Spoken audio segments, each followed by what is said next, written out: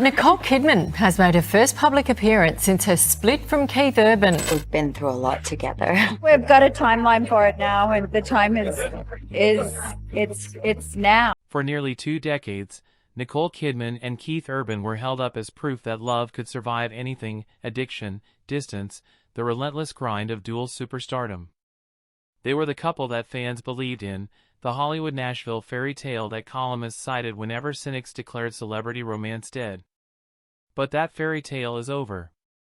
Nicole has filed for divorce, and what has emerged in the weeks and months since is something far more complicated than the polished image they spent 19 years perfecting. Because Nicole Kidman is no longer staying quiet. Not loudly, not in the tabloid screaming way the press would prefer, but in the measured, deliberate manner of a woman who has finally decided that the truth matters more than the mythology. Through her silence at key moments, through the people she has chosen to speak to, and through the very specific details buried in court filings and public appearances, a portrait is forming, one that tells a very different story than the one the world was sold. This is what Nicole Kidman is finally letting the world see. To understand what Nicole is exposing now, you have to understand the weight she carried for most of those 19 years. Long before she married Keith Urban in June 2006, she had already survived one of the most publicly humiliating divorces in Hollywood history. Her split from Tom Cruise in 2001 did not just end a marriage, it effectively cost her primary custody of their 2 adopted children, Isabella and Connor. That loss, which Nicole has spoken about only in fragments over the years, became the defining wound of her adult life. Friends close to her have described how she channeled that grief into her work, into roles that demanded emotional rawness, and eventually into her relationship with Keith.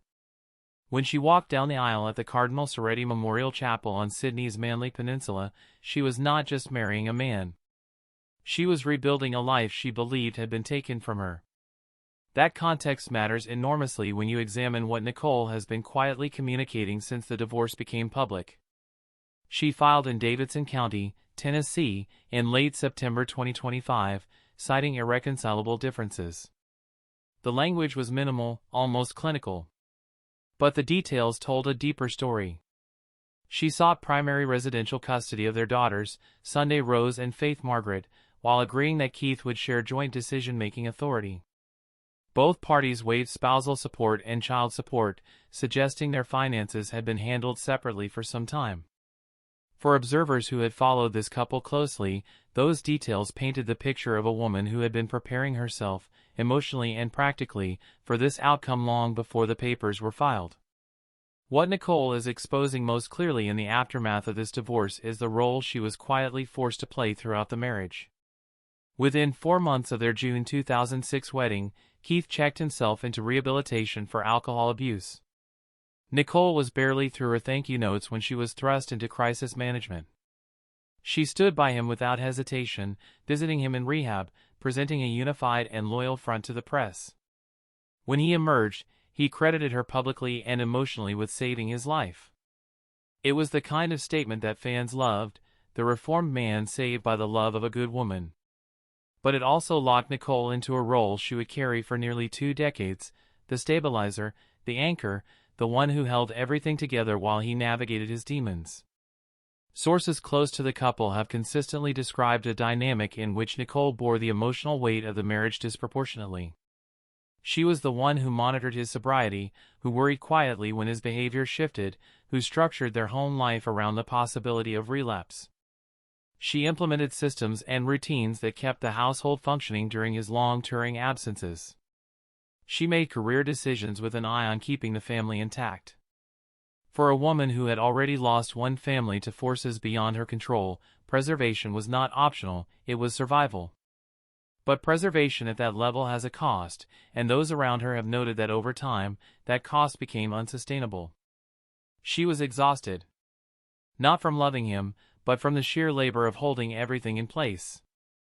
By the mid-2010s, people paying close attention could see that the performance required to maintain the fairy tale narrative was becoming increasingly strained. Nicole and Keith continued to appear at events together, continued to speak about each other in glowing terms in interviews, continued to post the kind of content that feeds the mythology of a great romance. But the language shifted subtly. Her declarations became more careful, more phrased around effort and commitment rather than joy. He began to sound, at times, like a man reciting lines he had memorized rather than feelings he was currently experiencing. Insiders describe friction over schedules, over his touring lifestyle, over philosophical differences in how to raise their daughters. Nicole, shaped profoundly by the trauma of losing Isabella and Connor after her divorce from Tom Cruise, prioritized structure and stability for Sunday and Faith with an intensity that was both understandable and, at times, suffocating to those around her. Keith, by temperament and profession, leaned toward spontaneity, toward the road, toward music as his primary emotional language. These were not irreconcilable differences in the abstract sense. Couples navigate such contrasts all the time. But for this particular couple, carrying this particular history, the gap between their needs widened year by year in ways neither could fully close. What Nicole is revealing now, through her choices and the fragments leaking from those in her circle, is that she tried. She tried for years longer than most people would have. Friends have suggested that she agonized over the divorce decision for months before filing, that she was deeply committed to preserving the family unit for the sake of their daughters. She did not leave at the first sign of trouble, or the second, or even the 10th. She stayed through rehab, through long absences, through the quiet erosion of intimacy that comes when two people are simultaneously famous and fundamentally lonely within their own marriage. When she finally filed, it was the decision of a woman who had exhausted every other option.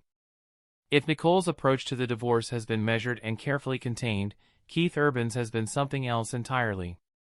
His first public performance following the divorce announcement became one of the most discussed entertainment moments of late 2025. Taking the stage in Pennsylvania on his High and Alive world tour, he appeared without his wedding ring, a symbolic gesture that set the tone for everything that followed. During his performance of the 2004 song You'll Think of Me, he altered the lyric from "Take Your Space and Take Your Reasons" to something noticeably more pointed and bitter, a change that his audience immediately understood as directed at Nicole and the collapse of their marriage.